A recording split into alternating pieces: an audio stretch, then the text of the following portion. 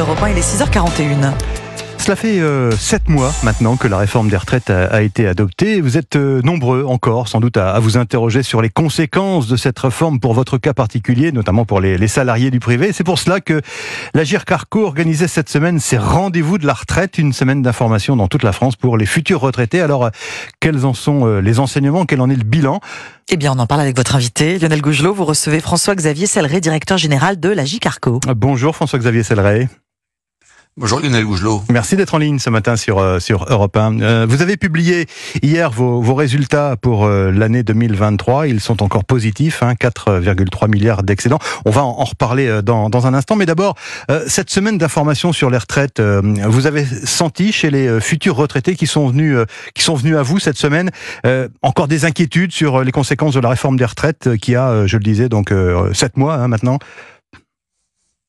En fait, quand les personnes viennent nous voir, la plupart, dans 99% des cas, ils viennent pour nous parler d'eux, de leur future retraite. Ils ne nous parlent pas de la réforme, ils ne nous parlent pas des règles, ils viennent faire le point sur leur propre situation, à quelques années. Souvent, on vient nous voir vers 58, 60 ans, à quelques années de la retraite, pour être sûr qu'ils ont bien compris leur situation, pour pouvoir préparer cette étape-là et faire des choix de vie personnel, professionnel, à quelques années du moment du départ, en toute connaissance de cause. C'est pour ça que moi, ce que je peux conseiller à vos auditeurs, parce que tout le monde, je dirais, c'est la fin des rendez-vous de la retraite. Alors, on est là pour vous, pour tous les salariés du privé, pour tous ceux qui, dans leur vie professionnelle, ont travaillé dans le privé tout au long de l'année. On propose 400 000 rendez-vous tout au long de l'année. C'est peut-être d'abord de faire une première étape. C'est d'aller sur le site internet de l'Agirc Arrco, de faire une simulation. On a un simulateur qui travaille pour tous les autres régimes de retraite, qui s'appelle Marel, M-A-R-E-L, et donc à partir de votre numéro de sécu, de votre numéro de sécurité sociale, de pouvoir faire en 3 clics, c'est gratuit, c'est personnalisé, de faire le point sur sa propre situation. Et puis, pour ceux qui veulent aller plus loin, de prendre un rendez-vous avec nous et de pouvoir alors faire un choix en toute connaissance de cause. Alors, dans tous ces entretiens, j'imagine que la question qui est posée par les futurs retraités, c'est quand et combien je vais toucher, c'est ça? Exactement. En matière de retraite, on est à la fois tous uniques et en même temps, on se pose tous les mêmes questions. Et effectivement, quand et combien, ou combien et quand, en fonction de la manière dont comment vous posez la question. Et effectivement, notre objectif, c'est de permettre à chacun de répondre, tout régime de retraite confondu, quand est-ce que je pourrais partir en retraite et combien j'aurai.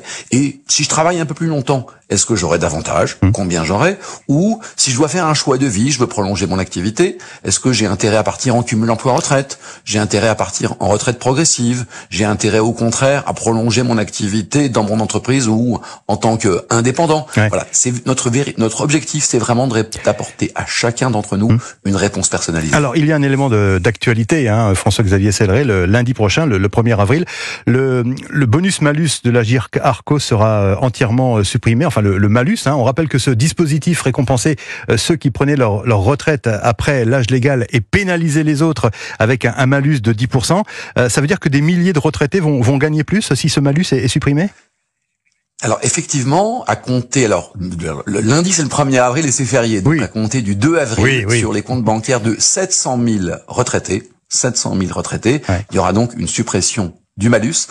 Le malus, il est supprimé depuis le 1er décembre pour tous ceux qui sont partis en retraite depuis le 1er décembre, mais pour tous ceux qui étaient partis en retraite avant le 1er décembre et qui avaient eu un malus du fait de la situation que vous évoquez, à compter du 2 avril, sur le compte bancaire du 2 avril, il y aura plus de malus pour 700 000 personnes. Alors, je le disais, vous avez publié hier vos résultats financiers pour l'année 2023. Est-ce que le régime de l'Agirc Arrco est encore en bonne santé? Vous avez 4,3 milliards d'euros d'excédents, c'est bien ça? C'est tout à fait cela. Effectivement, le régime Agirc Arrco est un régime solide, robuste, piloté par les partenaires sociaux dans la durée. Vous savez, un régime de retraite, ça se pilote à 15 ans, puisque à la fois c'est pour les retraités actuelles, mais c'est aussi pour la génération suivante. Et notre mot d'ordre à l'Agirc Arrco, c'est garantir le paiement des retraites à chaque génération sans peser sur les générations futures. C'est pour ça que à la fois il y a des résultats robustes que vous venez d'évoquer, des résultats positifs, mais il y a aussi la capacité dans les années à venir, grâce à l'existence de réserves. Nous n'avons pas 1 euro de dette, grâce à l'existence de 78 milliards d'euros de réserves, de garantir le paiement des retraites pour aujourd'hui et pour demain.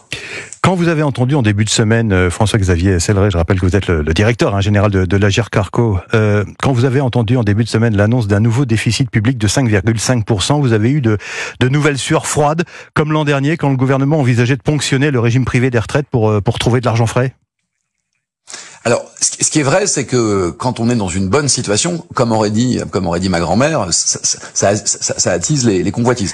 mais déjà un point aussi, un point important, et je crois que ce qui a été réalisé l'automne dernier, l'Agirc-Arrco, c'est la propriété, c'est le patrimoine des salariés du privé. Ça, c'est déjà le premier élément.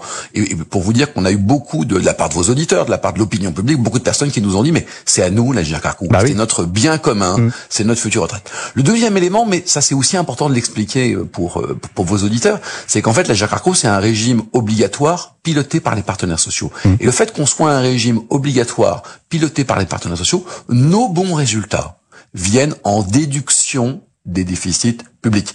Donc ça contribue aussi à limiter, je dirais, la situation des déficits. Et donc finalement, si jamais tel ou tel avait à nouveau des idées, retenez que malheureusement, pour notre pays, ça ne changerait pas la situation.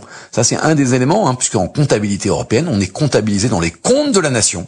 Et donc, quand il y a des bons résultats à l'Agirc-Arrco, ils viennent naturellement en déduction des déficits publics, sans rien changer aux modalités de gouvernance et de pilotage par les partenaires sociaux. Donc, c'est une façon de dire que vous participez suffisamment à l'effort. Non, en tout cas, nos résultats positifs, ils sont bons pour les salariés du privé, pour le paiement des retraites. Ils sont bons aussi pour l'économie française parce qu'ils sont investis, ces réserves, elles dorment pas, elles sont investies en actions et en obligations dans les entreprises françaises, mais aussi elles sont positives pour notre pays parce qu'effectivement, ça vient déjà en déduction des déficits publics. Merci François-Xavier Selleret. Merci d'avoir été en ligne ce matin sur Europe 1. Je rappelle que vous êtes le directeur général de l'Agirc-Arrco, le régime des retraites complémentaires du privé. Merci et bonne journée.